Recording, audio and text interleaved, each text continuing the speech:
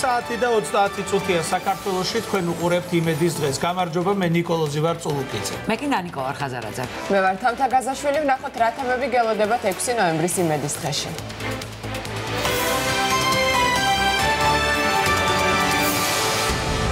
რა პირობებში მზადდება პური?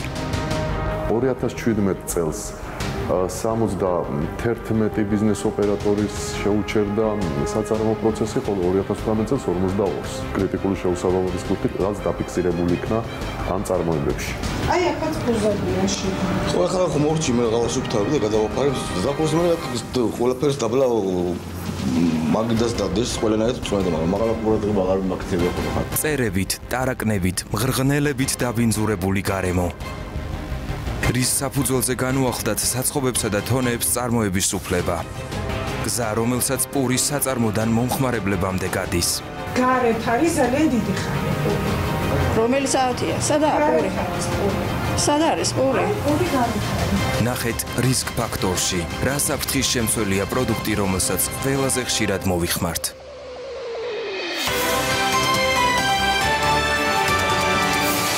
ეს იყო იმედის დღის მთავარი თემა დღევანდელ გადაცემაში ასევე ნახავთ. დანიელ ორენი უდიდესი რეჟისორი, რომელიც საოპერო თეატრში 2 კონცერტს გამართავს, როგორ მუშაობს დირიჟორი ქართველ საოპერო მომღერლებთან, დეტალები იმედის დღეში.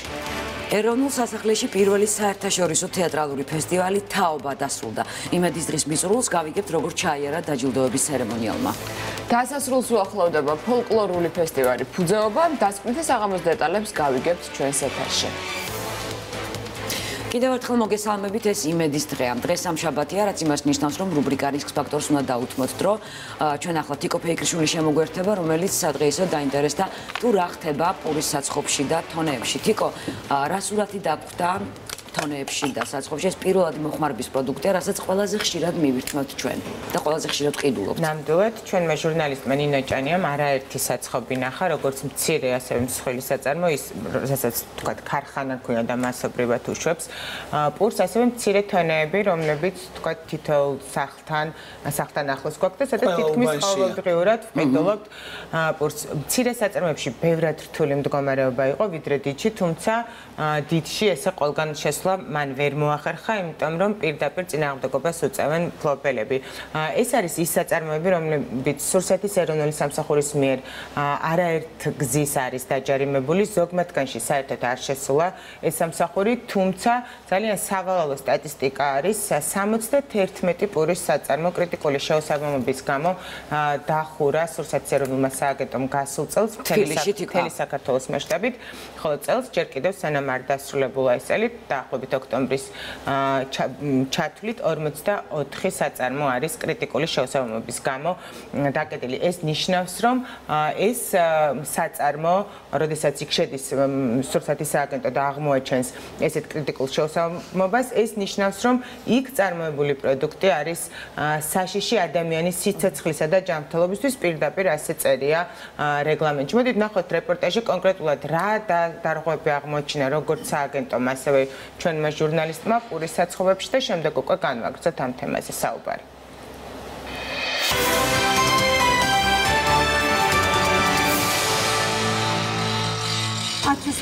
დიახ, 1000 ლარიანი ჯარიმა იყო. ანუ 1000 ლარიანი ჯარიმა არის კრიტიკული. ასე ეძახიან და განმარტება არის შემდეგი, რომ რადგან კედელი იყო დაზიანებული, იქ ვერ მოხერხდებოდა დეზინფექცია სწორად. ანუ სწორი გამოყენება იმ ხსნარების, რაც აკეთებს სადეზინფექციო სამუშაოებს. შესაბამისად მივიღეთ შენიშვნა და არაფერი არ უნდოდა იმ კედლის რეალურად გამოსწორებას და მეორე დღესვე ეს კედელი იყო გამოსწორებული. ბიტვურის საცხობი ერთ-ერთია, რომელიც სურსეთის ეროვნულმა სააგენტომ მიმდინარე წელს კრიტიკული შეუსაბამობის გამო დააჯარიმა და გარკვეული პერიოდით წარმოება შეუჩერა. რაც ედავებოდა სააგენტო საწარმოს დეტალები უცნობი დარჩა.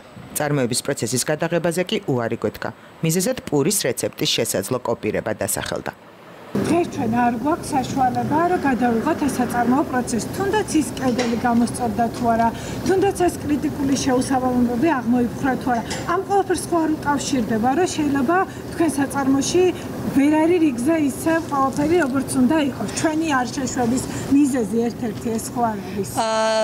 თქვენი ასე რომ ვთქვათ, არ შეშვების მიზეზი არის სუფთა ტექნოლოგიური პროცესები, რაც გამოწვეულია ძალიან ხშირად ჩვენი ნოუ-ჰაუ პროდუქტების ფორმის იქნება თუ რეცეპტურის კოპირებით და სამწუხაროდ ამ ეტაპზე მხოლოდ ეს არის მიზეზი, რომ ტექნოლოგიური პროცესები დღეა და ეხა აქტიურად მიმდინარეობს. მივესალმებით ყოველთვის. არის ყველაზე მძიმე დარღვევა. ასე ქვია, მაგრამ თქვენ წარმოიდგინეთ, რომ ეს ჩვენ თქვათ კრიტიკულს ამას ვერ ვარქმევთ, მაგრამ კანონმდებლობით გაწერი, გავაპროტესტეთ, მაგრამ ეს არ იყო იმის მიზეზი, რომ რაიმე არ გამოგვესწორებინა, ჩვენც დავინახეთ, რომ კედელი არ იყო, სრულფასოვნად დამუშავებული, სარემონტო სამუშაოები არ იყო დასრულებული.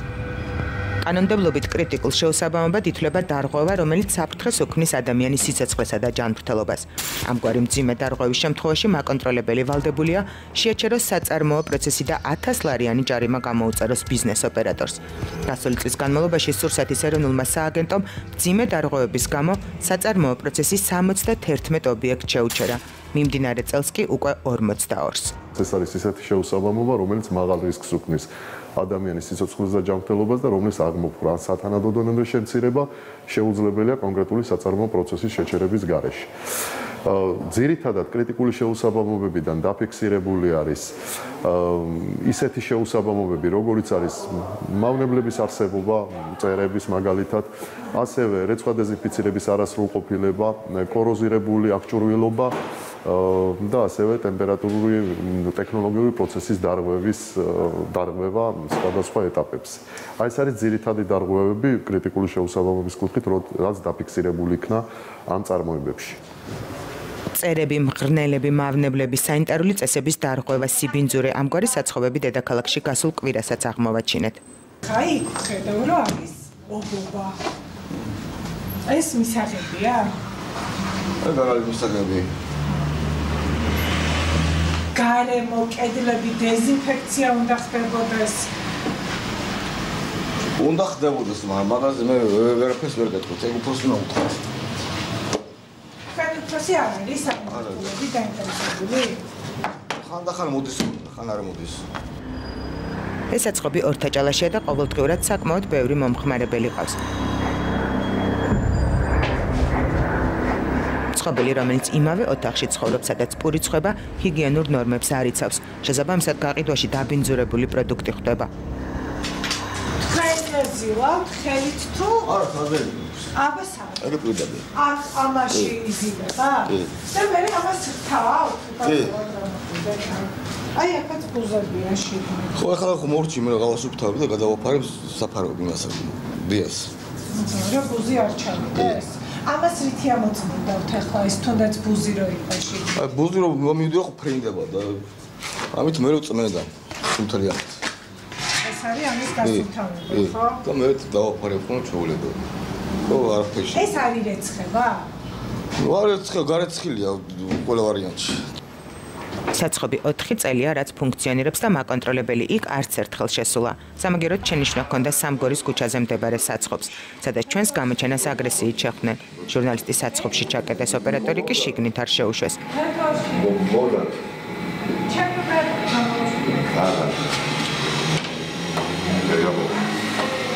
საბოლოოდ კადრების გადაღება მაინც მოხერხდა. დაბინძურებული კედლები და იატაკი ჭუჭყნენი ნაჭრები სარეალიზაციოდ გამზადებულ პურთან ერთად აწყვია.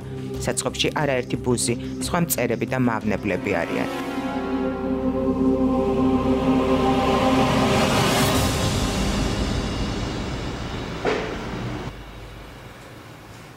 საწარმოში არსებული მძიმე ჰიგიენური მდგომარეობის მიუხედავად, საცხობი ჩვეულ რეჟიმში მუშაობს და პურის რეალიზებაც დაუბრკოლებლად ხდება. პური გამოცხობის შემდეგ რასაკვირველია, არც იხარშება, არც იწვება და არც იყინება. ეს იმას ნიშნავს, რომ ჯერ ერთი მომზადების პერიოდში უნდა იყოს ძალიან მკაცრი კონტროლი და შემდგომში მისი ტრანსპორტირების, შენახვის და განსაკუთრებით რეალიზაციის დროს უნდა იყოს მკაცრი სანიტარული კონტროლი. ეს არის სრულიად დაუშვებელი, აქ არ არის ლაპარაკი იმაზე, რომ მწერები არ უნდა იყოს ბუზი, ტარაკანა და ასე შემდეგ. აქ ძალიან დიდი სიმკაცრეა საჭირო და კიდევ ვინ აცხობს პურს.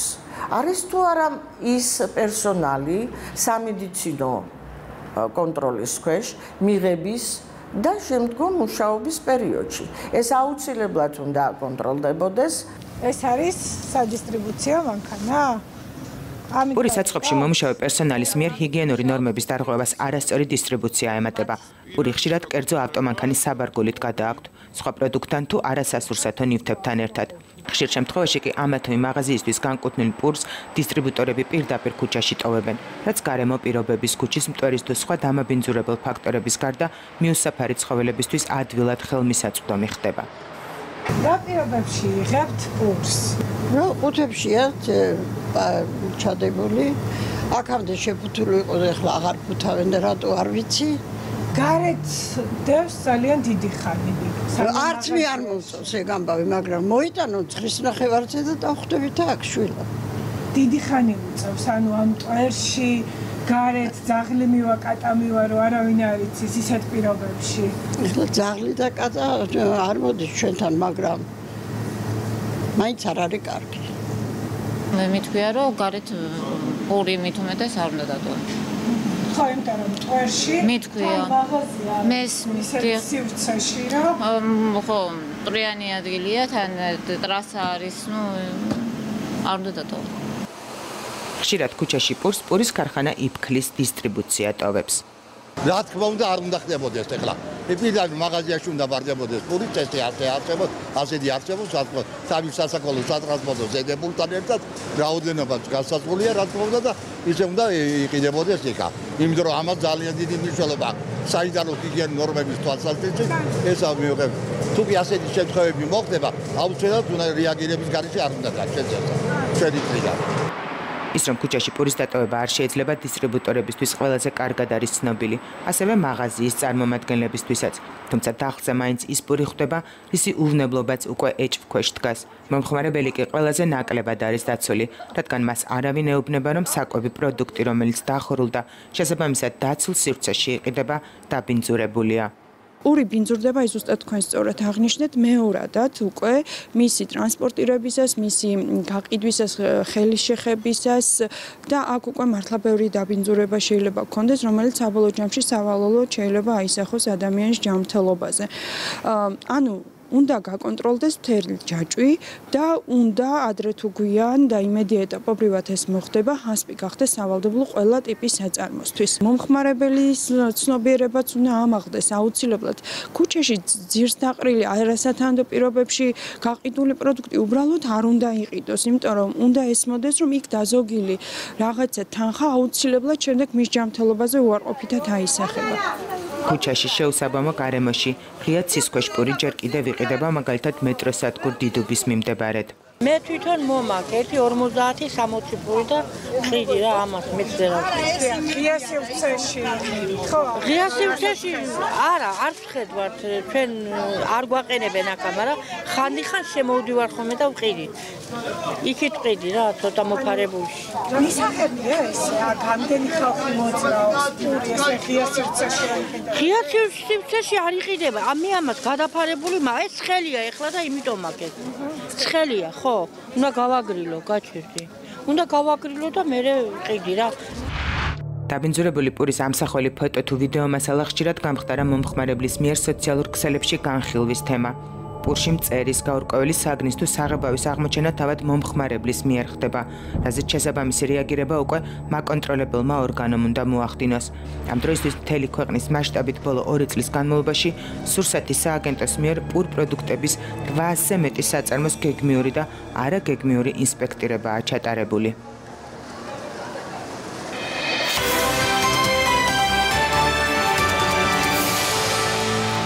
წერი ნამდვილად არ შემხვედრია ჯერჯერობით პურში, მაგრამ აი ამ რეპორტაჟის მომზადებისას კიდევ ერთხელ დავწმუნდი, რომ ნამდვილად არ გვაქვს გარანტია, რომ იმის მიუხედავად დახსი არის ეს პური, კარგად არის შეფუთული თუ სისუფთავეში და რა გზა გამოიარა და მოვიდა თუ არა ჩვენამდე ჯანსაღი პროდუქტი, ანუ დაბინძურების გარეშე. პური რაც არ უნდა კარგად იყოს გამომცხარი, ვთქვათ, ჰიგიენური ნორმები დაცული, დისტრიბუციამ შეიძლება ისეთ იქნას, რომ ჩვენს ჯანმრთელობაზე ცუდად იმოქმედებს. ჩვენს გაცინახე და მე ისედაც მინახავს, ვთქვათ, გადაღების გარეშეც, როდესაც ჩვეულებრივი მანქანა თუ უკან საბარგული არის ახდილი, რაღაც პლედები აქვთ ჩაფენილი, არავინ იცის ეს პლედი რა არის, როგორ არის და ზედ უწყვიათ პურები. ესე გადააქვთ, ხო? ადამიანს იქ რო ეძინა, ნიკოლოზ, სადაც აცხობდა, იქვე ქონდა ლოგინი გაშლილი და იქვე ეძინა. ხო, აი რაღაც ძალიან ბევრი ცუდი დამთხევა არის ამ პურის წარმოების პროცესში. თუმცა ეს ადამიანი ლუკმა პურისთვის ალბათ აკეთებს ამას, რაღაცა შეიძლება ცალკე ნიკო, კარი და ბუზი არ შემოფრინდება. არ ვიცავ, თუმცა მისი პოზიცია, ანუ ჩემი პოზიცია რომ გასაგებია ამან მეწოდება ეს ადამიანები, ვინც ორი არის გეცადებიან, გასაგებია, მაგრამ ჩვენ ცხოცადები ვართ, ვინც ტარაკნიან პურებს ვჭამთ, ხო? ესეც არ არის თქო.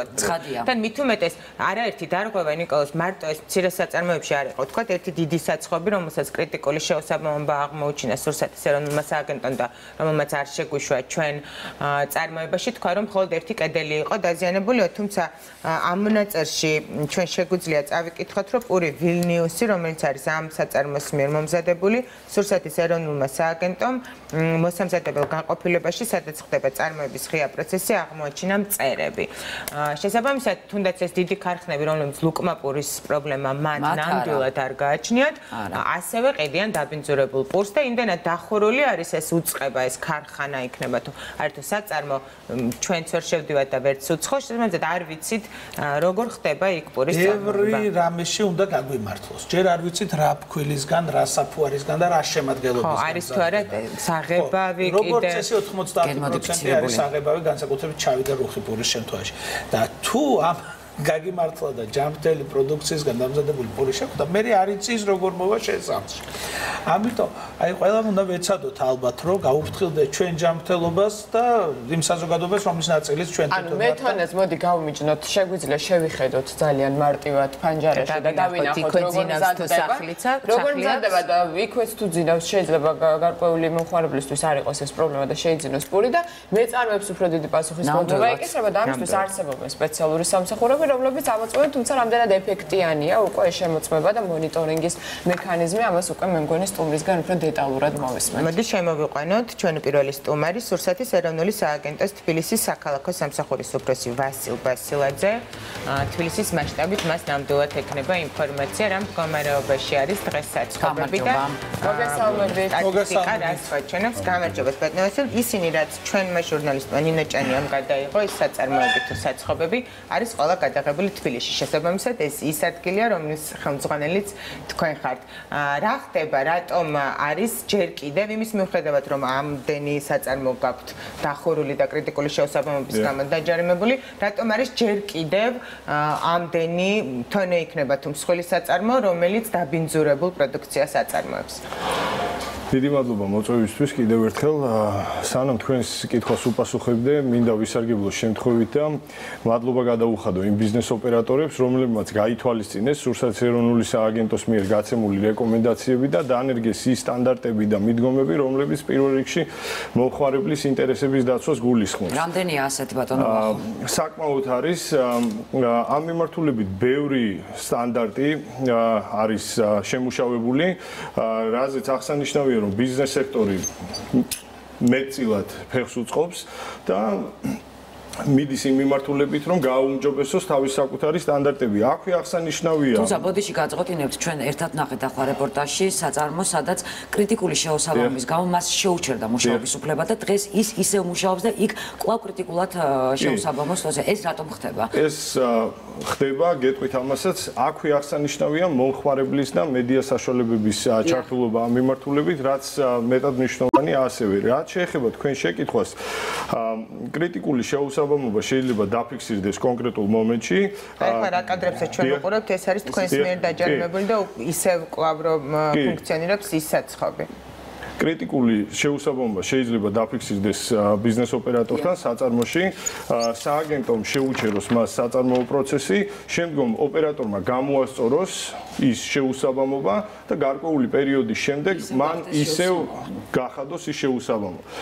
მე გეტყვით სტატისტიკას თბილისის მასშტაბით, თბილისში არის 257 თონე პურის საწარმო. დარეგისტრირებული ბიზნეს ოპერატორი, აქედან 100 მეტი სააგენტო შემოწმებული აქვს.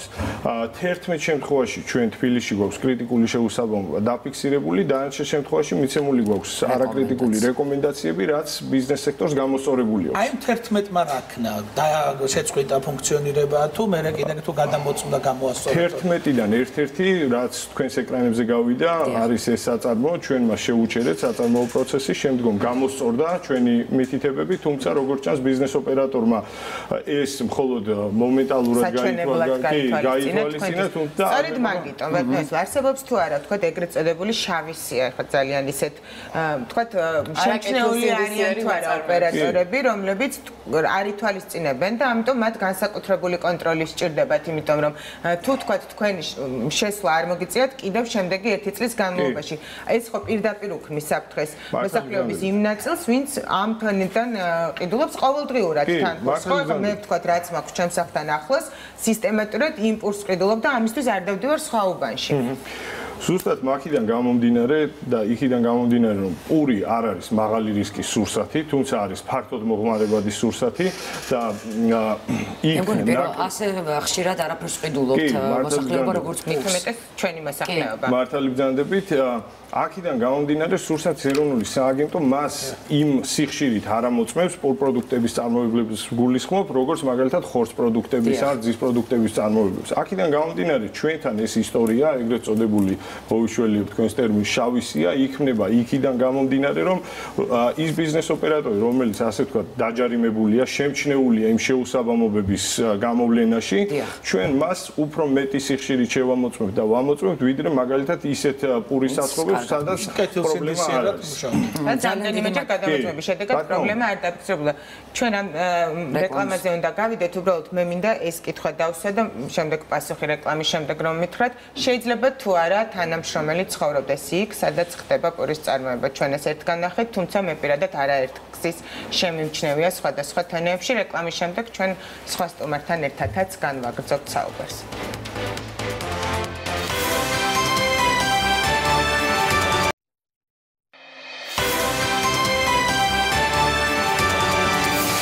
იმედის გადაბრუნდა პირდაპირ ეთერში ჩვენ საუბრობთ პურზე, როგორ ხდება მისი წარმოება, როგორ მიეწოდება მომხმარებელს და რა ხდება მთელი ეს პროცესი, როდესაც ცხება პური და მოდის სუფრამდე, ანუ მომხმარებლამდე. ბოლო კითხვა რაც რეკლამამდე დავსვით, ეს იყო, შეიძლება თუ არა ცხოვრობდეს ადამიანი იქ, სადაც ხდება თვითონ თონეში, სადაც ხდება პურის გამოწყობა, ჩვენ ეს არაერთხელ ნახეთ, ერთ-ერთი ესეთი ამის ამსახველი კადრები ჩვენ გქონდა რეპორტაჟში.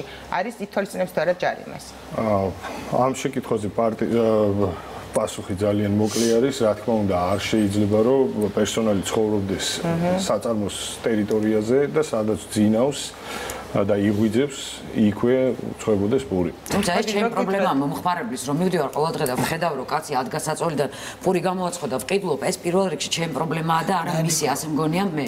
იმიტომ რომ ყოველთვის უყურან ჩვენს მნიშვნელოვანია, რომ ელემენტარული ჰიგიენური ნორმები იყოს დაცული. მაგალითად, რომ ვიცი, რომ ვიცნობ მაგალითად იმ მეთონეს ძალიან კარგად ვიცი, რომ ხელს იგავს ელემენტარულ ჰიგიენურ ნორმებს იცავს, შესაძლოა არ იყოს თუნდაც მოსახლისათვის ეს პრობლემა. მე იცით რა მაინტერესებს, მოდი კითხულად რო ფორმულირდეთ.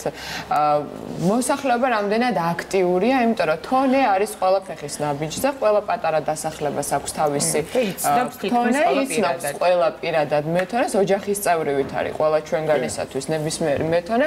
მოსახლეობა რამდენად აქტიურია, თუნდაც რეკავს გატყობინებთ, რომ დაუშვათ მსგავსი შეუსაბამობა შესაძლოა იყოს რომელიმე თონეში.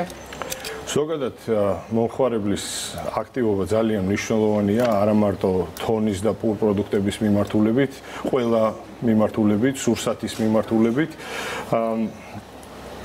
წინა წლებთან შედარებით, რა თქმა უნდა, აქტიურია მომხმარებელი, მაშინ, როდესაც რეკავენს ხელხაზე შემოდის საჩივრები. მაშინ, როდესაც 2 წლის წინ იყო 400-მდე უпростоრად 500-მდე სატელეფონო შეტყობინება იყო ხელხაზე დაფიქსირებული ყველა მიმართულებით 2017 წელს შარშანდელ წელს ეს შეტყობინებები 4000 გადასცა. წლევანდელი წლის მონაცემები სავარაუდოდ წლევანდელი წლის მონაცემები შარშანდელ ციფრს გაასწრებს და ეს იმაზე მეტყველებს რომ მომხმარებელი უფრო მეტად პრეტენზიული, უფრო მისი ცნობიერება უფრო მეტად ამაღლებული არის და ის აი ამ დეტალებს უფრო მეტად აკვირდება ჩვენზე არის მათი კეთილს ინდიცირება, როგორც მივხვდი, მომხმარებელიც უფრო აქტიური იქნება, მით ნაკლებად ცუდი პური მოვა ჩვენამდე, ხომ, როგორც მივხვდი? არა მარტო პური ალბათ. ამ შემთხვევაში ხო პურზე გვაქვს საუბარი და მართალი ბრძანდებით, სააგენტო მიუხედავად იმისა, რომ სააგენტო ასე ვთქვათ, თავის მოწოდების სიმაღლეზე დგას, ძალიან ბევრ საქმეს აკეთებს, ძალიან ბევრი სახელმწიფო კონტროლი არის განხორციელებული. თბილისში მაგალითად თბილისის საქალაქო სამსახურს 12000-ზე მეტი აქტივობა აქვს განხორციელებული, მათ შორის ნიმუშები და აქვე რადგან პროდუქტებზე ვსაუბრობთ, აღსანიშნავია რომ პურში აღებული ნიმუშებიდან არასდროს დარღვევები არ გამოკვეთილა. თვითონ პროდუქტ ინგრედიენტებს გულისხმობთ, ხო? თუმცა მომხმარებელი არის ყველაზე მეტი მაკონტროლებელი მაინც. აი როდესაც თქვენ მიდიხართ ამათემის საწარმოს შესამეცნებლად პური პროდუქტებზე რა ხან საუბრობთ, ამაზე ვისაუბროთ. ძირითადად ეს განპირობებული არის იმით, როდესაც ეს არის გეგმიური შემოწმება თუ მოსახლეობის აზრზე არის რეაგირება. რომელი უფრო სჭარბობს ამ შემთხვევაში? ჩვენ ცოტა ხნის წინ აღვნიშნეთ, რომ სააგენტო რისკებზე დაფუძნებით ამოწმებს სხვადასხვა ბიზნეს ოპერატორებს პურს გულისხმობ, თუმცა შესაძლებელია რომ იყოს შემოსული სატელეფონო შეტყობინება, კონკრეტულად რომელიღაც მომხმარებელი იყოს უკმაყოფილო თავისი თვალით ან შეძენილი სურსათით და ამაზე სააგენტო თავის მხრივ აკეთებს კიდე დამატებით რეაგირებას. ანუ ჩვენ ბოლოს ვანახეთ რეპორტაჟში რამდენიმე კადრი, რომელიც სოციალურ ქსელში თუ რაღაც სხვადასხვა ვებგვერდებზე ატვირთა მომხმარებელმა, ერთ შემთხვევაში იყო, როდესაც ლურსმანი იყო პურში, საღებავის კვალი ეტყობოდა, ასევე მწერი არის ნაპოვნი დაობებული და ასე შემდეგ და ასე შემდეგ. რამდენად ხშირი არის აი ეს როდესაც უკვე შედეგად ჩვენ რამდენიმე კადრი გვაქვს ნანახი თქვენთან თითქმის ბოლოს იყრის ეს ინფორმაცია თავს. რამდენად ხშირი არის, როდესაც მოსახლეობა შეუსაბამო პურ პროდუქტს ყიდულობს უკვე ანუ დახლიდან იღებს. სააგენტოსთვის ყველა სახის შეტყობინება არის შეტყობინება. ჩვენ აქტიურად ვადევნებთ თვალყურს როგორც სოციალურ ქსელებს, ასევე ტელევიზიის საშუალებით რისკ ფაქტორსაც მოუწოდებია ჩვენთვის სხვადასხვა ინფორმაცია და ყოველთვის გაგვიკეთებია მყისიერი რეაგირება. პური არის ბატონო? პური არის ის პროდუქტი, რომელშიც მიკრობიოლოგიური საფრთხეები ნაკლებად შესაძლებელია რომ გამოვლინდეს. იმიტომ რომ პურის ტექნოლოგიური პროცესი არის 300 გრადუს ტემპერატურაზე გადის ის ხდება ყველაფერი. თუმცა ეს პროცესი გეთანხმებით ბატონო, მაგრამ ჩვენ ხომ დისტრიბუციის ისეთი გზა გადავიღეთ ეს არაერთხელ, როდესაც არასწორად ხდება დისტრიბუცია, ხდება საბარგო მანქანებით შესაძლოა სხვა საგნებთან ერთად და ყველაზე ცუდი რაც არის, პირადად მე მართლა მინახავს, როდესაც ძაღლი მისულა გარეთ დატოვებულ პურთან და რაღაცა უქნია. შესაძლოა ის შემდეგ უყიდია მოსახლეობას, მან ხო არ იცის ეს პური როგორ მოხდა. არ ყავს ნიკოლოს რეპორტაჟში როგორც ვაჭრობ, გარეთ სანამ მაღაზია გაიღება, პურს ტოვებენ ქუჩაში.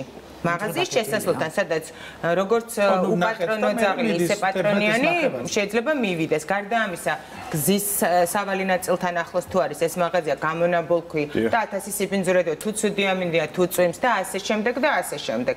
აი ამაზე თქვენი რეაგირება მაინტერესებს, იმიტომ რომ ეს ძალიან სისტემატური ხასიათის არის, თუნდაც მე სადაც ვცხოვრობ, იქ დაახლოებით 12 მაღაზია სწორედ ეს აღებულობს პოსტს. მართალი ბრძანდებით, აღსანიშნავია ისიც, რომ პრობლემები რა თქმა უნდა დღესაც არსებობს, თუმცა წინა წლებთან შედარებით, მიუხედავად იმისა, რომ თქვენ სიუჟეტში მე ვნახე ჩვეულებრივი მსუბუქი ავტომანქანის საბარგულით რო ხდება ამ პურის დისტრიბუცია, რა თქმა უნდა, მიუღებელი არის, თუმცა წინა წლებთან შედარებით ეს საკითხი უფრო მეტად გაუმჯობესებულია, ვიდრე მაგალითად იყო რამოდენიმე წლის წინ. ხო, მაგრამ გარეთ დატოვება პურების არ შემცირებულა ჩემი დაკვირვებით.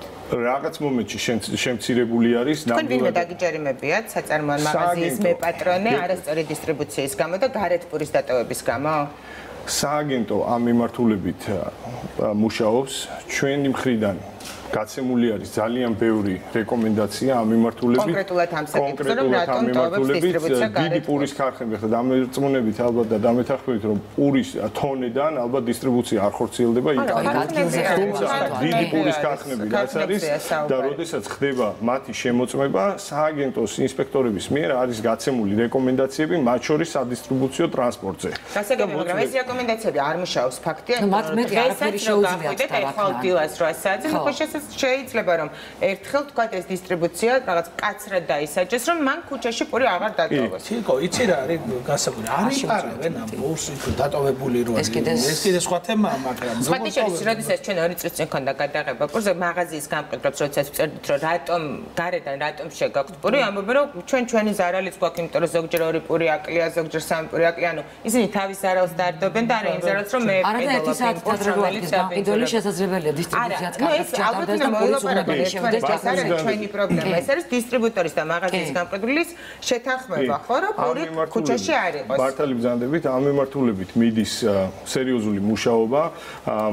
მე როგორც ვიცი, ამ გადაცემის მომზადების პროცესები რომ მიმდინარეობდა, გადაცემას და სააგენტოს პრესსამსახურს ჰქონდა გარკვეული კონსულტაციები, ასე ვთქვათ, ჩვენ ამ საკითხს ფლობთ, ვიცით ამის შესახებ და აქვე მინდა თქვენი ეთერის საშუალებით ვისარგებლო, მოუწოდო ბიზნეს ოპერატორებს და შევახსენო კიდევ ერთხელ, რომ ამ გზით პურის დისტრიბუცია მიუღებელი არის.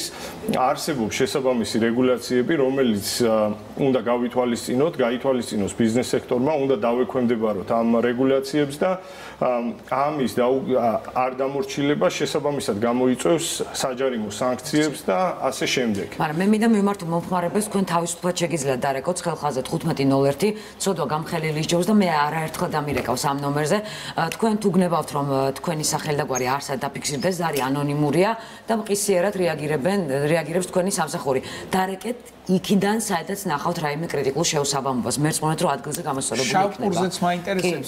ძალიან ბევრს საუბრობენ შავ და რუხ პურზე, რომელიც რაღაცა ქიმიური საღებავებით თუ სხვადასხვა საღებავებით იღებება. ხშირია შემთხვევები, როდესაც შეგიმეწმებია, ლაბორატორიულად ეს და საღებავი რამდენ შემთხვევაში არის აღმოჩენილი. ზუსტ ციფრს ვერ მოვიშველებ, იმიტომ რომ არ ვიცი, ანუ არ წამომიღია ის რაოდენობა სტატისტიკა, თუმცა იმაში ნამდვილად დაგარწმუნებთ, რომ სააგენტო იღებს პურის ნიმუშებს, არც ერთ მათგანში დაბინძურება არ არის ამოსული იმ მიმართულებით, რაზეც თქვენ საუბრობთ. არსებობს გარკვეული საკვებ დანამატები, რომლებიც დაშვებული არის სურსათთან შეხებაში, სურსათთან შერევაში და მხოლოდ ამ საკვებ დანამატების შერევით შეიძლება მაგალითად პურს შეუცვალო ფერი და გახადო ის. თუმცა ეს რა თქმა უნდა ყველაფერი მითითებული უნდა იყოს ეტიკეტზე და მწარმოებელმა ეს ყველაფერი უნდა დაასაბუთოს. და ჩვენც უნდა ვიცოდეთ მყიდველებმა. უნდა წავიკითხოთ, მარტივად რასაც ხშირად არ გვექნება და დაუბრუნდე ისევ იმ საწარმოებს, რომელსაც კრიტიკული შეუსაბამობის განაჩენი გამოუტანეთ თქვენ და ამის მიუხედავად ისინი მაინც ისეთ დამოკიდებულებით არიან, რომ არა ეს იყო ძალიან უმნიშვნელო შეცდომა და ჩვენ გამოვასწორეთ და ეხლა კარგად მუშაობთ. ანუ პასუხი ძირითადად არის ეს. მე მაინტერესებს უშუალოდ ბიზნეს ოპერატორები რამდენად სერიოზულად აღიქვამენ იმ დარღვევებს, თქვათ, რაც მათ გააჩნიათ და რეალურად აქვთ თუ არა მათ რეალურად გაქვთ თუ არა თქვენ სურათი იმის, რომ მართლა ასწორებენ შეცდომებს და არა თქვათ მოჩვენებითად. რაც თქვათ ჩვენ ნახეთ რეპორტაჟის მომზადების დროს.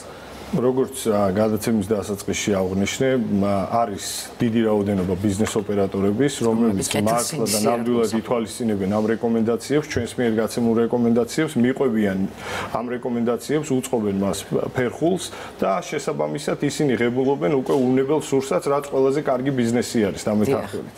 თუმცა სამწუხაროდ არის ალბათ ძალიან მცირედი, მაგრამ რაღაც რაოდენობა ბიზნეს ოპერატორების, რომლებიც ეს მცირე არის, რომლებიც ასე ვთქვათ, ფასადურად აკეთებენ ამ ყველაფერს, მარტო შემოწმების მომენტში ასწორებენ და გამოუსწორებიათ, როგორც ტექნიკური დათვალიერების მანქანები იმ დროს თქვენი სიუჟეტიდან დავინახეთ ჩვენ და თუმცა ამაზე სააგენტო თავის მხრივ კიდე აკეთებს. თუმცა სამწუხაროდ თქვენ მეტი საშუალება აქვს. ხელახლა, იმიტომ რომ ეს საფუძველი არის იმის, რომ თქვენ ხელახლა გადაამოწმეთ და ეხლა ამ შემთხვევაში, როდესაც მეორედ რაღაც მცირე მონაკვეთის განმავლობაში დაფიქსირდება კრიტიკული შეუსაბამობა. რომელიც როგორც კანონში არის აღწერილი არის საშიში სიცოცხლისა და ჯანმრთელობისთვის. აი რას იზავთ უკვე მეორედ, როდესაც იგივე დარღვევები დაგხვდებათ კონკრეტულ ობიექტზე. თუ საწარმოში დაფიქსირდება კრიტიკული შეუსაბამობა, რაც თავისუფლად იმას გულისხმობს, რომ ადამიანის სიცოცხლეს და ჯანმრთელობას უქმნის საფრთხეს, ყველაზე დიდი სასჯელი, ასე ვთქვათ, წყალებში, რაც კი სააგენტო შეუძლია განახორციელოს, ეს არის საწარმოო პროცესის შეჩერება. რამდენი ხნით? სანამ არ გამოასწორებს ჩვენ ნახეთ როგორი შემთხვევა გამოასწორა, თქვენ ოპერატორებმა გადაამოწმეს და ის ყველა შენიშვნა, რომელიც თქვენ მას გამოუწერეთ, არის გადამოწმებული, თუმცა გადის ერთი თვე, უკვე სიაში აღარ არის თქვენთან შესამოწმებელ სიაში და ერთ თვეში იქნება ეს თუ ორ თვეში, იგივე შეცდომები აქვს ამ ადამიანს, მაგრამ თქვენ უკვე ერთი წლის განმავლობაში უბრალოდ ვეღარ მოხვდებით იმ საწარმოში, იმიტომ რომ აქ რესურსიც ხო აღარ არის, რომ ყოველ წუთს ამოწმო ერთი და იგივე. აი ამ დროს რა ხდება, ისევ იმ შავ სიას უბრუნდები. არის თუ არა რაღაც სხვა გამოსავალი, რომ რაღაცით მომხმარებელი დავიცვათ? აქვე აღნიშნავ კიდევ ერთხელ იმას, რომ ზუსტად აქ არის მომხმარებლის ჩართულობა, მნიშვნელოვანი და აქტიური უნდა იყოს მომხმარებელი. შეიძლება ჩვენ იქ იმ გამოსწორების შემდეგ რაღაცა დროის პერიოდის განმავლობაში ვერ მიუბრუნდეთ უკან, თუმცა იმ კონკრეტულ თონეში მომხმარებელი ყოველდღიურად სარგებლობს და ზუსტად აქ გჭირდება ჩვენ მომხმარებლების დახმარება. 1501 არის კიდევ ერთხელ გავიმეორებ ცხელი ხაზის ნომერი.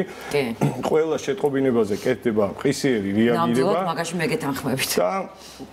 მოდი მომხმარებელზე ძალიან ბევრს საუბრობთ, სწორედ მომხმარებელის წარმომადგენელი უნდა შემოგვიერთდეს. ეხლა ჩვენ ეს არის არასამთავრობო ორგანიზაცია საქართველოს სტრატეგიული კვლევებისა და განვითარების ცენტრის ხელმძღვანელი ვახო კობალაძე, რომელიც იცავს მომხმარებლის ინტერესებს, მე მაინტერესებს რამდენად არის გათვალისწინებული მომხმარებლის ინტერესები ამ შემთხვევაში პროდუქტეულის დროს თქვენთანაც თუ არის მომართვა მომხმარებლის მხრივ, რომ მათ შეიძინეს არაჯანმრთელი დაბინძურებული პური. ხშირად მოგმართავენ ესეთ ჩივილებით, რომ აი პურში აღმოაჩინეს რაღაც ნივთიერებები, რაღაც საგნები ან სხვადასხვა ესეთი ობიექტებით იყო პური დაბინძურებული. თქვენი რეაქცია რა არის ასეთ შეტყობინებაზე, ხო? მოდიში. თქვენ თუ გაქვთ რაღაც მოკლე კვლევა ჩატერებული, ეს ძირითადად თქვათ ერთი და იგივე საცხობიდან არის უფრო ხშირად, აი ესე შეგიძლიათ თქვათ, რომ და ესე გამიჭირდება თქვა, მაგრამ სხვადასხვა საცხობების პურზეა ლაპარაკი. ჩვენ ესეთ შემთხვევებში ვამისამართებთ ყოველთვის სურსათის ეროვნულ სააგენტოსთან, იმიტომ რომ ძალიან დიდი ანუ იმის შანსი, რომ ხელახლა აღმოაჩინო ლაბორატორიულად ან დათვალიერებით პურში ესეთი ნივთი არ არის დიდი. ეს საბედნიეროდ ძალიან ხშირად არ ხდება. მაინც უფრო ერთეული შემთხვევაა. აქედან გამომდინარე, ჩვენ არა ვართ კომპეტენტური, რომ შევიდეთ და საწარმოო პროცესში შევამოწმოთ. აქედან გამომდინარე, თუმცა აქ იქვა, რომ პური ერთადერთი ის პროდუქტია, რომელიც ყოველთვის უვნებელია, იმიტომ რომ 300 გრადუსზე ხდება მისი მომზადება და ის ჩვენ ჯანმრთელობისთვის არასოდეს არ არის მავნებელი. თუმცა ბუზი თუ ჯერჯერობა შიგნით და შეჭამ 300 გრადუსზე შევწვათ, ის აუცილებლად მე ვიძახი საწარმოო პროცესზე ზოგადად, როგორც მზადდება პური, დისტრიბუცია კიდე სხვა თემაა და მისი მზადების პროცესში ჩარჩენილი ნაკლებად არის რისკის შემცველი პური თავისთავად ტექნოლოგიური იქიდან გამომდინარე თუ როგორ მზადდება, მაგრამ მაინც არის საფრთხე იქიდან გამომდინარე, რომ თუნდაც დისტრიბუციის დროს, როგორც თქვენ სიუჟეტშიც იყო, ან გაყიდვის დროს შეიძლება დაბინძურდეს და მაგრამ ძირითადად რეები არის ხოლმე აღმოჩენილი, როცა თქვენ გიგზავნიან ფოტომასალები, მგონი ყველაზე ხშირად თქვენთან მოდის. მე რამდენიმე მაქვს ნანახი, ერთგან რაღაც ლურსმანი იყო, მწერიც იყო, ვითომ თითქოს შეღებილი. ძირითადად მაინც ვიზუალურად რა არის ხოლმე ის დარღვევები, რაც მოსახლეობა ხედავს.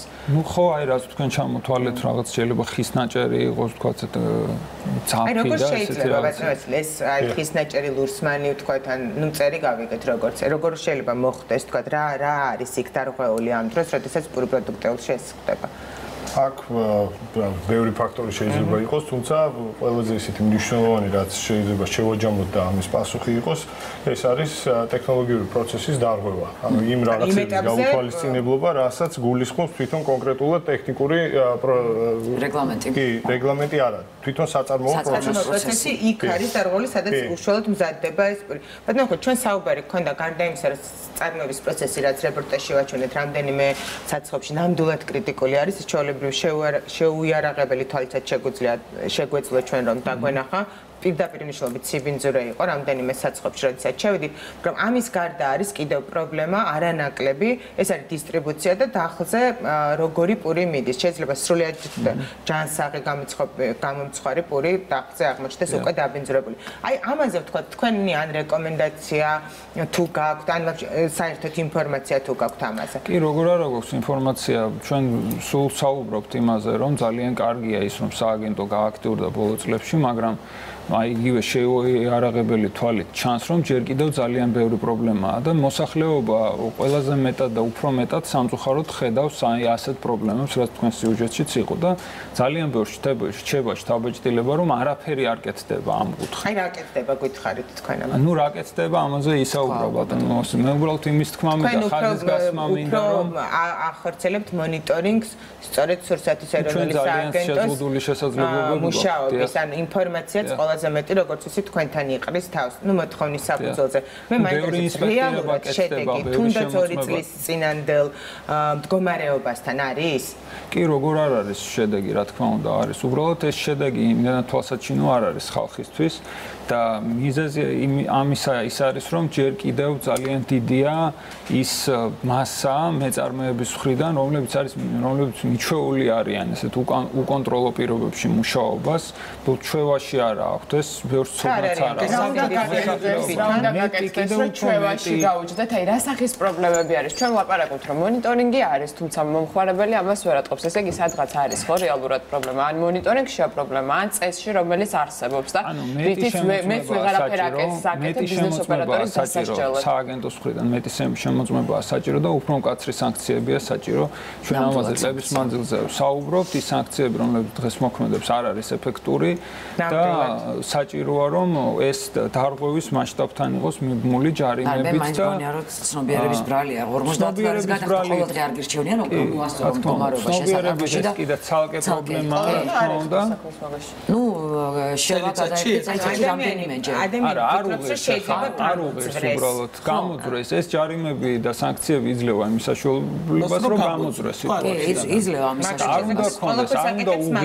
არ უნდა უღირდეს დარღვევაზე წასვლა. თუ რა თქმა უნდა, ხა ჩვენ არ უნდა გქონდეს იმის ილუზია, რომ 100%-ით ყველაფერი შეიძლება მოგვარდეს, მაგრამ ეს უნდა იყოს რაც შეიძლება დარღვევები იყოს მაქსიმალურად შემცირებული და ჩვენი დღევანდელი კანონმდებლობა და რეალური თქვათ კონტროლის მექანიზმები იძლევა იმის საშუალებას, რომ აი ესეთი საკმაოდ მასიური მე ვიტყოდი დარღვევები ჯერ კიდევ გრძელდებოდეს და ეს ყველაფერს არის კანონმდებლობაში არის პრობლემა. კანონმდებლობაშიც არის, კი. რა, აი ძირეული ცვლილება როგორ გონიათ, რომ გამომსწორდეს მდგომარეობა და მომხმარებელი რო იყოს უსაფრთხო, რაც არის მიზანი, ხო, საბოლოო ჯამში სურსათის ეროვნული სააგენტოს მუშაობის. რა უნდა მოხდეს თუნდაც კანონმდებლობაში?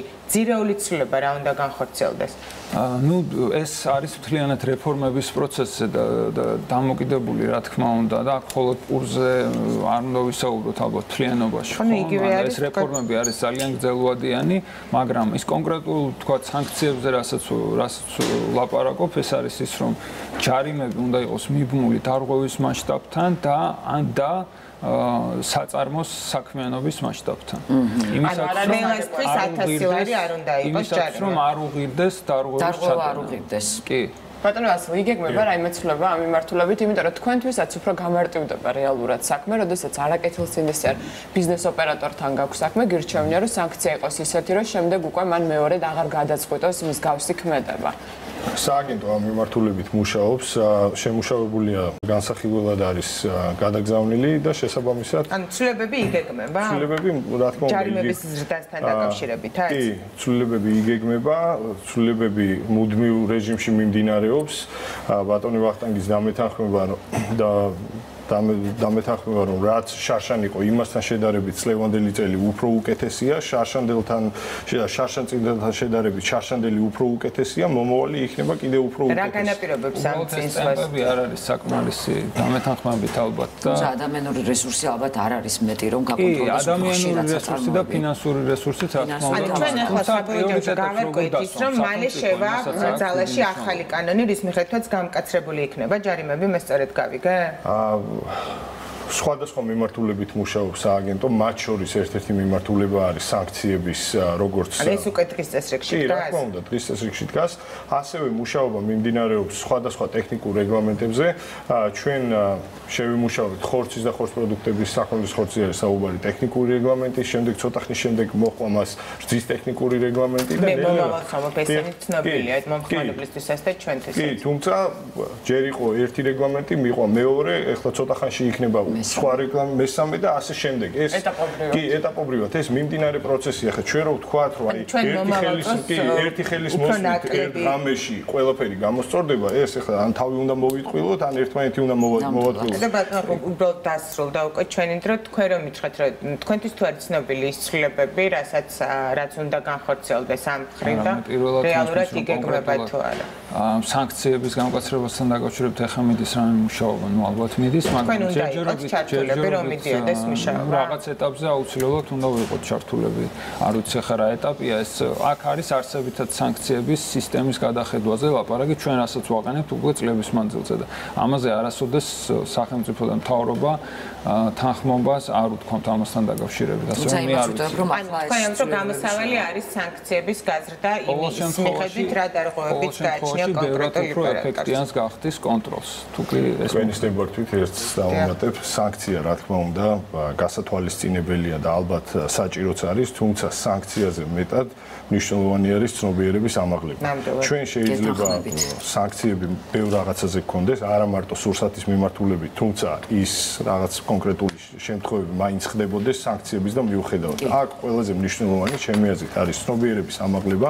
პირველ რიგში ბიზნეს ოპერატორმა უნდა აამაღლოს თავისი ცნობიერება და უნდა მიხვდეს იმას, რომ უნებელი სურსათის წარმოება არის ყველაზე კარგი ბიზნესი და მომხმარებელიც უნდა გახდეს მეტად მომთხოვნი, მეტად კაცრი და უნდა ვიცოდეთ რას ვყიდულობთ და სად ვიყიდოთ. მოდი კიდევ ერთხელ ვთქვათ მაყურებელს, ხელი ხაზი 24 საათი გემსახურება 15:01 რეკავთ.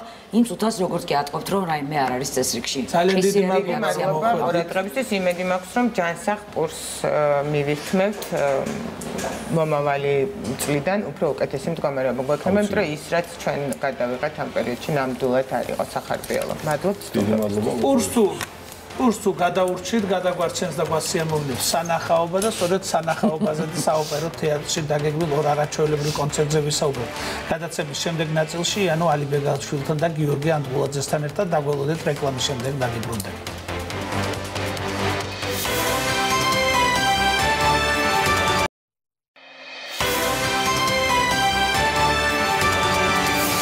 პირდაპირ ეთერში ვაგზელებთ გადაცემას და ძალიან მნიშვნელოვან სიახლეზე უნდა ვილაპარაკოთ. არაჩვეულებრივი, გამორჩეული, ლეგენდარული დირიჟორი დანიელ ორენი არის ჩამოსული.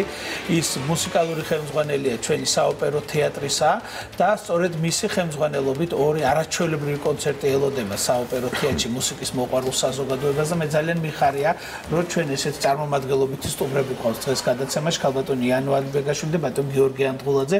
მოგესალმებით, ძალიან დიდი მადლობა რომ იღებთ ჩვენს გადაცემაში მონაწილეობას და უფრო დიდი მადლობა რომ ამ კონცერტებში იღებთ მონაწილეობას და ზოგადად რას ნიშნავს ესეთი რანგის მაესტროსთან მუშაობა?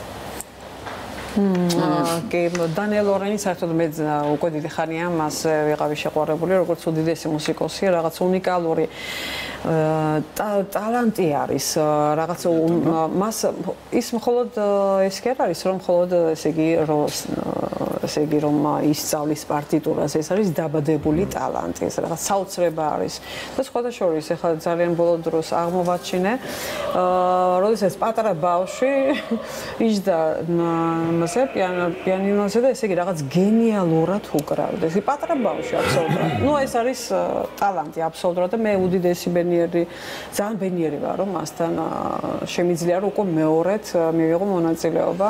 თუმცა ის ასევე ბედნიერია, იმიტომ რომ პირველად რომ ჩამოვიდა საქართველოში, მან დირიჟორა აიდა. მას შემდეგ ისე შეუყვარდა საქართველო, რომ მუსიკალურ დირექტორობაზეც არ თქვა უარი და მან რაღაცნაირად პირობა დადო, რომ მე აუცილებლად დაუბრუნდები ვერდის ნაწარმოებს და აი უკვე გაჩნდა აფიშაზე გამოკიდულია რეკვიემი, რომელიც 10 ნოემბერს შესრულდება.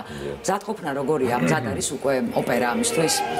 ოპერა რა თქმა უნდა მზად არის, მიდის რეპეტიციები, ჩამოსული იყო მაესტრო ორენის ასისტენტი, რომელმაც ორკესტრი და გუნდი მოამზადა საპრემიერო შესრულებისთვის.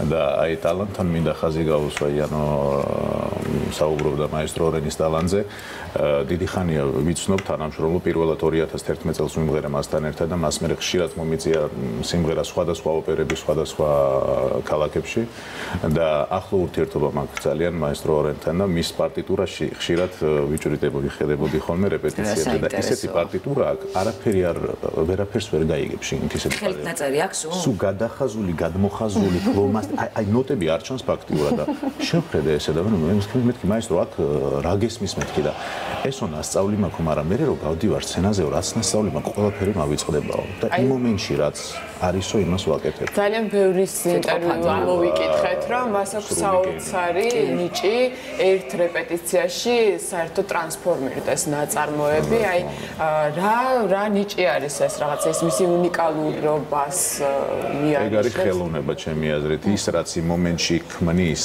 არტისტი ამ შემთხვევაში მუსიკას ის აღარ განმეორდება აღარ იქნება იდენტური ანუ იგივე მეორედ ვეღარ იქნება ვერანაირად და ანუ ეგ არის ყველაზე დიდი ტალანტი იმ ხელოვნის რომელსაც ეგ შეუძლია რომ გააკეთოს ამ შემთხვევაში მაესტრო ორენს მე ვთვლი რომ აქ ყველაზე დიდი მუსიკალური ინსტინქტი იმ დიდ დირიჟორებს შორის რომლებიც მსოფლიოში არსებობენ თუმცა ჩვენს მაყურებელს ასევე მეორე კონცერტის შესახებ 14 ნოემბერს გაიმართება ბეთჰოვენის მე-9 სიმფონია და ასევე უნდა გითხრათ რომ თქვენთან ერთად იმღერებენ ნინო სურგულაძე და ოთარ ჯორჯიკია ჩვენი სახელოვანი მომღერლები მე განსაკუთრებით მახარებს ოთარ ჯორჯიკიას ეს ბოლოდროინდელი წარმატება ჩვენ კლასელები ვართ და მე მიხარია რომ ოთარი ესეთი წარმატებულა დაფასებული რა უნდა გავაკეთოთ ისე რომ გვიბალეიში მე სკოლაში სწავლობ თქვენ პარალელური კლასები ხარ ვიყავით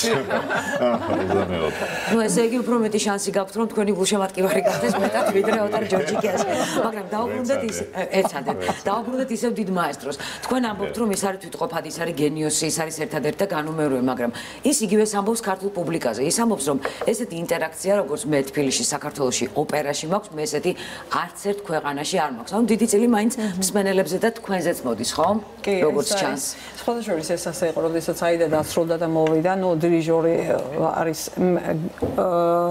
გიორგი მეტყო და შორს იყო ეს სიტყვა დირიჟორი მოდის და ნუ მე და ანიტას შუა იყო და ის მოთქვამდა უბრალოდ ესე იგი პუბლიკას ეს არის რაღაც საოცრება უბრალოდ აი არ მინდა რომ დასრულებულიყო სპექტაკლი ნამდვილად დანიელ ლორენს რადგან ვის რომ მის ხასიათს ეს არ იყო ისე ჰაერზე ნათქვამი სიტყვები მაგრამ ეს იყო ნამდვილად გულიდან ამოსული სიტყვები და ვიცი რომ ინტერვიუში საერთოდ ძალიან შეყვარებული არის ქართულ პუბლიკაზე ეს მე დარწმუნებული ვარ რა ქართველები რა ვართ ეს ქართველები ეხლა ჩვენ რეპეტიციების და მუშაობის პროცესზეც ახსენეთ და ზოგადად მე მინდა ორი სიტყვით გკითხოთ ძალიან მოკლედ რომ გვიპასუხოთ აი ამ პროცესზე რაც დღევანდელ საოპერო თეატრში ხდება ესე რაღაცა მე მგონი ერთ-ერთი საუკეთესო პერიოდი ბოლო პერიოდის რაც ბადრი მაისურაძის მოსვლის შემდეგ დაიწყო ამდენი სახელოვანი ამდენი დადგმა და სარეპერტუარო პოლიტიკა რაც აუცილებელია რომ რაღაცა რამდენიმე ღირებული დადგმა გქონდეს როგორც ქართული ასევე უცხოური ნაწარმოებისა თქვენ როგორ აფასებთ დღევანდელი საოპერო თეატრის ცხოვრებას მე ვაფასებ როგორც ისტორიულ მოვლენას ამას ჩვენი ყველაზე მნიშვნელოვანი კულტურული ინსტიტუტის რომელიც არის ჩვენი ოპერის თეატრი რამე თუ რაც ამ 2 წლის განმავლობაში ოპერის თეატრში მოხდა ეს არის გასტროლი პუჩინის ფესტივალზე რომელიც არასოდეს საქართველოს ჩვენ თეატრს ისტორიაში ეგეთი პრეცედენტი არ ქონია და პუჩინის ფესტივალი იტალიაში ერთ-ერთი არა მარტო იტალიაში მთელ მსოფლიოში ერთ-ერთი ყველაზე მნიშვნელოვანი ფესტივალია და იქ ჩავიდა ჩვენი ორკესტრი, ჩვენი გუნდი, ჩვენი სოლისტები და შეასრულეს პუჩინის ოპერები. ნუ ეს ამაზე მეტი დაფასება ესეთ მოკლევადაში მოიპოვოს ჩვენმა თეატრმა, არ ვიცი მე რა შეიძლებოდა რომ ჩვენ გვესურვა, გვეოცნება. ამასთანავე გაფორმდა ხელშეკრულება ეხა ვერდის ფესტივალთან, რომელიც იგივენაირად უპრეცედენტო შემთხვევაა პარმისთვის, ქალაქ პარმისთვის, სადაც ვერდის ფესტივალი პირველად გაკეთდა. არასოდეს ვერდის ფესტივალი იტალიის იქით არ ყოფილა პარალელურ რეჟიმში. მოსალოცი ამბავია. და პირველად ეს საქართველოში იქნება მომავალ წელს და ეს ძალიან დიდი პასუხისგებლობა არა მარტო ჩვენთვის, იმათთვის უპირველეს ყოვლისა, იმიტომ რომ ვერდის ფესტივალი წელს ლონდონის ოსკარზე აღიარეს როგორც მსოფლიოში ყველაზე პრესტიჟული ფესტივალი და ლასკალა როგორც საუკეთესო პროდუქციის ავტორი.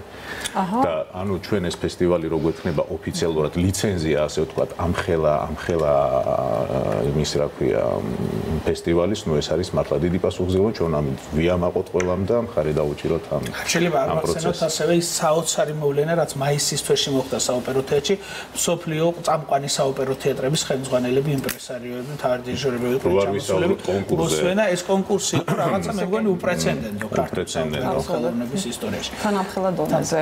ჩვენ ვისაუბრეთ იმაზე თუ როგორ შეუყვარდა მაესტროს ქართველი მსმენელი იმ პასუხისგებლობაზე, რასაც თქვენ გრძნობთ, თუმცა მე მინდა თქვენზეც გავამახვილო ყურადღება, ბევრს მოგზაურობთ, არაჩვეულებრივი კარიერა გაქვთ, რას გრძნობთ, როდესაც აი ესეთ კოლექტივში ქართულ მსმენელს ხვდებით, იმიტომ რომ თქვენ მნიშვნელოვანი ნაწილი ხართ იმ წარმატების, რაზეც ახლა საუბრობდით.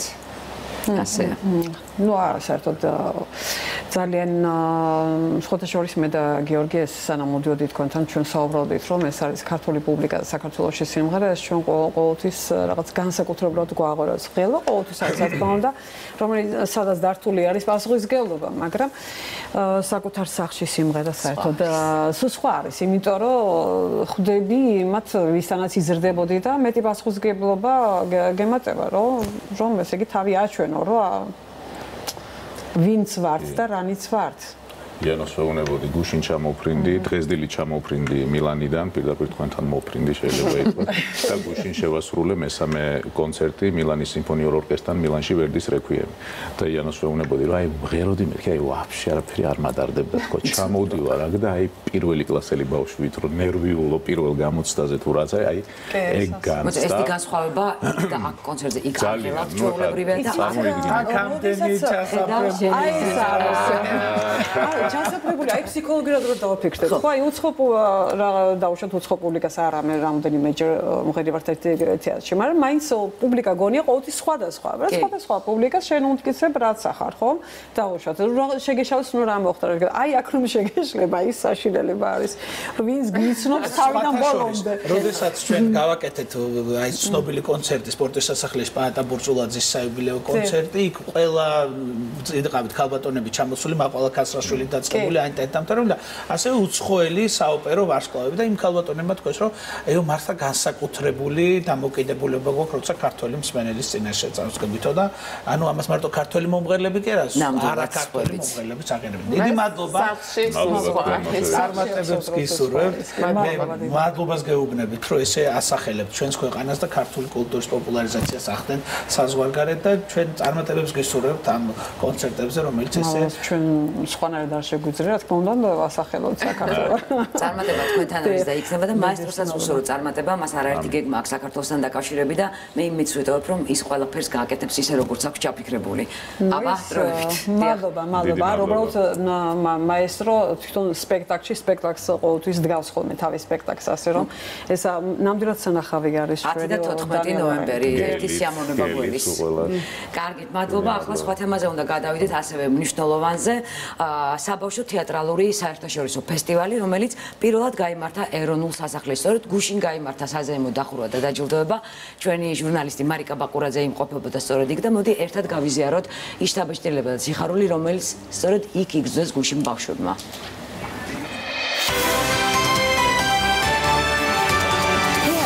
მუსიკა, კინო, ქორეოგრაფია, ფოლკლორი, აი ამდენ ჟანრს ყველაფერს ერთად აერთიანებს ახალგაზრდული ფესტივალი თაობა, რომელმაც წელს კონცენტრაცია გააკეთა თეატრის ნაწილზე. 5 დღის განმავლობაში მიმდინარეობდა მოსწავლე ახალგაზრდობის ეროვნულ სასახლეში ეს ფესტივალი თაობა, რომელიც გახლავთ საერთაშორისო სხვათა შორის და აქ ჩამოსული იყვნენ რუსეთის, ლიეტუვის, უკრაინის და სომხეთის სხვა ახალგაზრდები, რომლებიც ქართველებსაც შეუერთდნენ. თან ახლა ჩვენი საუბრის პარალელურად ჩვენ შეგვიძლია დავათვალიეროთ ფოტოები, ეს არის სხვადასხვა წარმოდგენები, რომლებიც ამ დღეების განმავლობაში გაიმართა.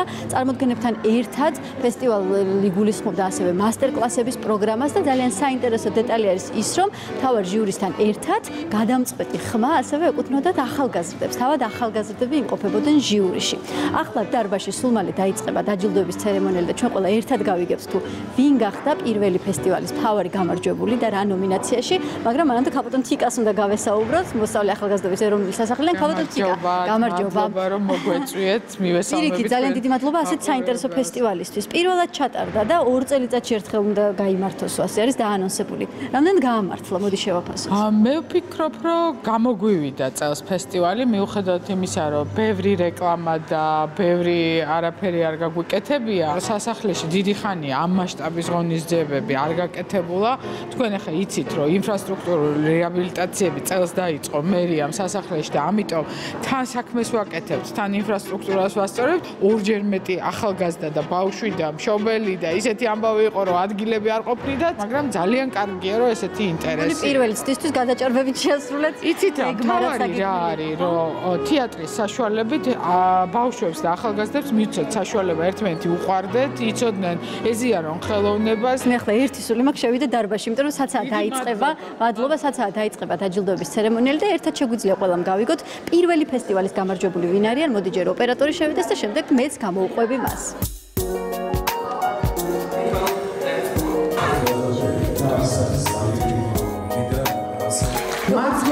დაჯილდოების ცერემონიალი უკვე იწყება და ძალიან მალე გავიგებთ ვინ გახდა თავარი გამარჯვებული, მაგრამ აუცილებლად უნდა გავესაუბროთ ბატონ გოგი თოდაძეს, რომელიც გახლავთ ამ ფესტივალის ერთ-ერთი მთავარი სულისჩამდგმელი და ხელმძღვანელი. ბატონო გოგი, ვიცი რომ სულ რამდენიმე წუთში უნდა გამოაცხადოთ თავარი გამარჯვებული, მაგრამ მანამდე მინდა გკითხოთ როგორ ჩაიარა ამ ფესტივალმა.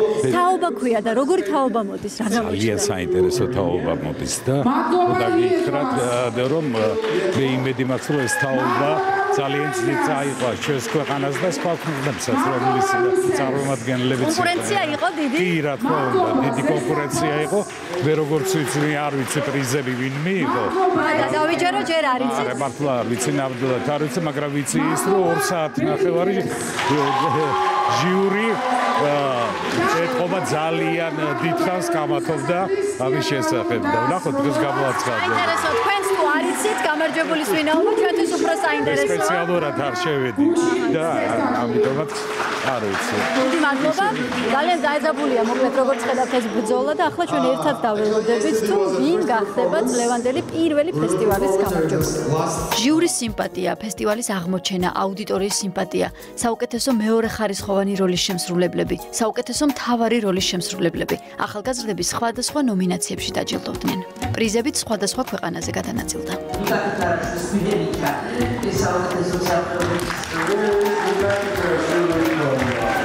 ამ წუთას სცენაზე გამოცხადდა საუკეთესო მსახიობი მამაკაცის ნომინაციაში გამარჯვებული ლიკა თუთარაშვილი, რომელიც აიხლა ჩაივლის ზუსტად ის მიდის თავის პრიზის მოსაპოვებლად. და როგორც ხედავთ, სცენაზე მიმდინარეობს უკვე დაჯილდოება. მე აუცილებლად მინდა გითხრათ, რომ ეს ადამიანები არიან ჟიურის წევრები, როგორც გითხარით, ახალგაზრდული ჟიურიც არსებობს.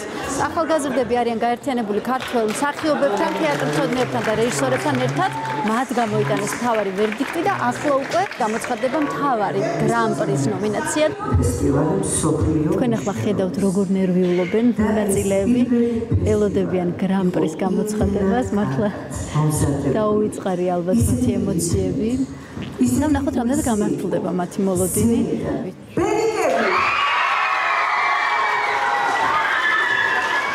აი ხედავთ სცენაზე როგორი ემოციები არის.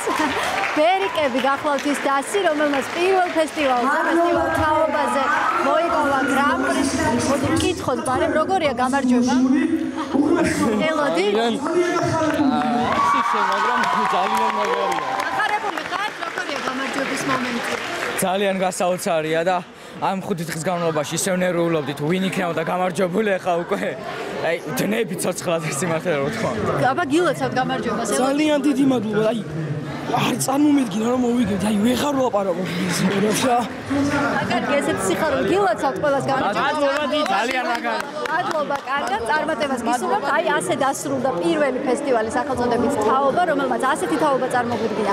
ვინც ჩვენ სცენაზე ვნახეთ და ამბობენ რომ ეს ფესტივალი 2 წელიწადში ისევ ჩატარდება და რა თქმა უნდა წარმატება უნდა ვუსურვოთ ამ ახალგაზრდებს, ვინც ხელოვნებას ემსახურებიან.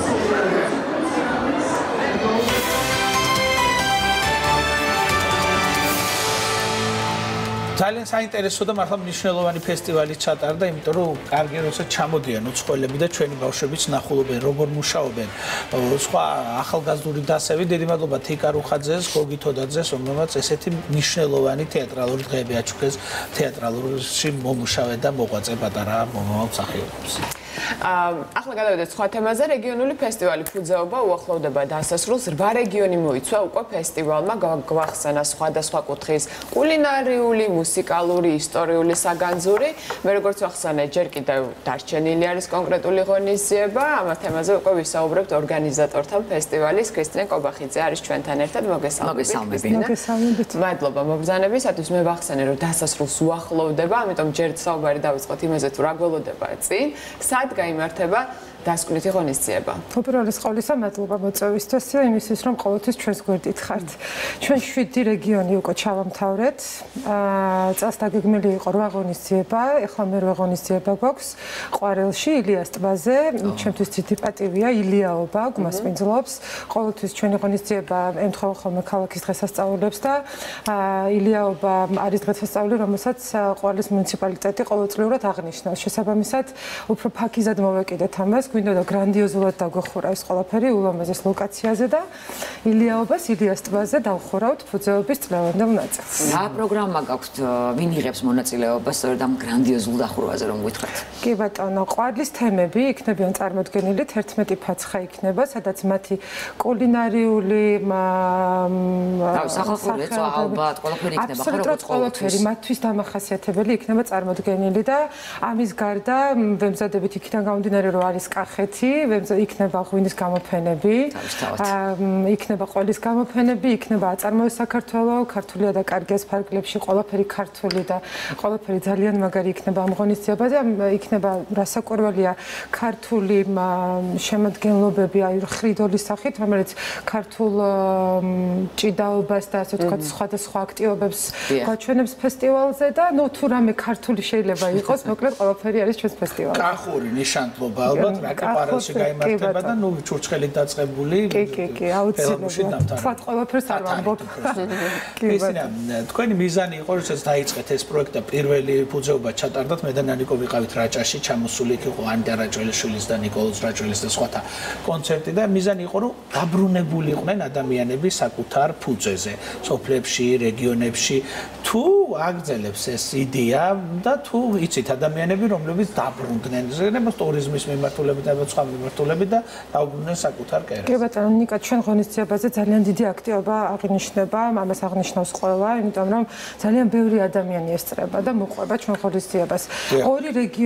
ორი რეგიონში წამოყვანილ ხალხი სად იყო? 7000 კაცზე მეტი გვედგა, ეს იყო მართლა გრანდიოზული და რაღაცა ისეთი შთამბეჭდავი, რომ არასოდეს არ დამოვიწყდება ალბათ ესეთი ემოცია, რაც იქ ტრიალებდა. რაჭაში იყო ძალიან ბევრი ხალხი კი და დავამთხვიეთ ისე მარიამბას. რამ განაპირობა ეს ხალხის სიმრავლე? ეს მარიამბას ყოველთვის არის ხოლმე იქ ძალიან ბევრი ხალხი და შესაბამისად ნუ ძალიან ბევრმა ადამიანმა მოიყარა თავი.